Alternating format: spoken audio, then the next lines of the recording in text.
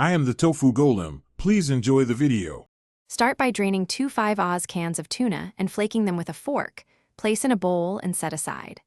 Chop 1 small onion, about 100 g, and mince 2 garlic cloves so they release flavor quickly.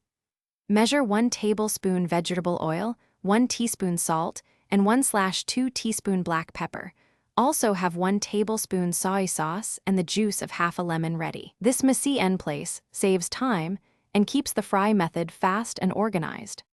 Heat 1 tablespoon vegetable oil in a nonstick pan over medium-high heat, roughly 375 degrees F surface temperature.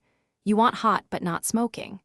Add the chopped onion and sauté for 3 to 4 minutes until soft and translucent, then add the minced garlic and cook 30 seconds until fragrant. Crumble in the drained tuna and spread it into a thin layer. Let it sit undisturbed 1 to 2 minutes to brown. Then stir and continue cooking 5 to 7 minutes to develop crisp edges and concentrate. Once the tuna has browned, stir in 1 tablespoon soy sauce, the juice of half a lemon, and 1/2 teaspoon black pepper.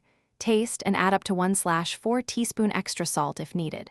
Cook an extra 1 to 2 minutes so the sauce reduces slightly and coats the tuna evenly, creating a glossy finish. Turn off the heat and fold in chopped parsley or green onions for freshness. Serve immediately with steamed rice, toasted bread, or a crisp salad and enjoy a simple, fast-canned tuna fry. Thanks for watching. Consider subscribing if we helped you today.